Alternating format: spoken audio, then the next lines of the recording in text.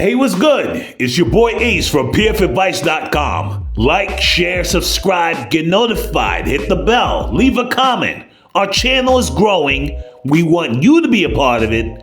Thanks for subscribing. In 2013, after the publication of Amazing Spider-Man number 700, Marvel Comics made a bold announcement. They were killing off Peter Parker. Sort of. No one really dies in comics, but this was a big thing. As Otto Octavius, Doctor Octopus, was dying, he transferred his consciousness into the body of Peter Parker. Octavius thought he left Parker in his old body, but soon he found out that Peter's consciousness was still in his brain, like a little voice in the back of his head. And so for 33 issues, Otto Octavius became the superior Spider-Man, a more savage, merciless, and pragmatic Spider-Man who refused to hold his punches.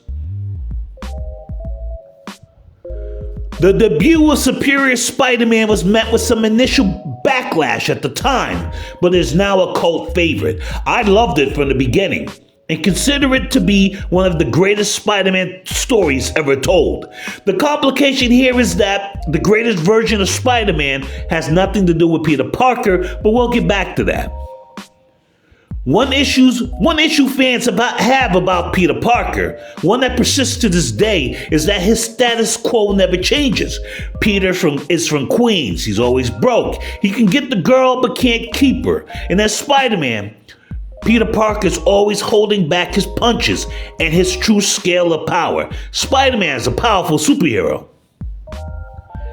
After Otto Octavius takes over Peter's body and his life, Otto slowly upgrades Peter's life. He changes the status quo that fans complain about. For one thing, Otto becomes a more efficient Spider-Man and deploys spider drones all over the city to monitor crime. Why didn't Peter do that before? Otto launches Parker Industries, a tech-based defense contractor and corporation.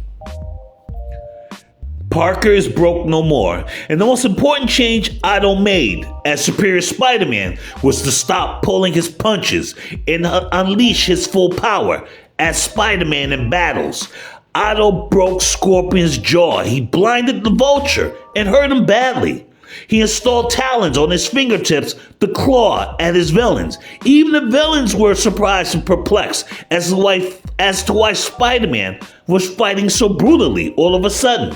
After killing someone, the Avengers forced Spider-Man, not knowing he was Otto, to undergo tests to make sure he was not an imposter or a Skrull. Otto worked closely with J. Jonah Jameson, who was the mayor at the time, to help fight crime. As Superior Spider-Man, Otto made Peter Parker a tech genius, rich, and the head of his own company. Otto made criminals fear Spider-Man, and technically proved himself to be the Superior Spider-Man. Marvel has tried to make Peter Parker more savage before, but it worked now when they took Peter Parker fully out of the equation.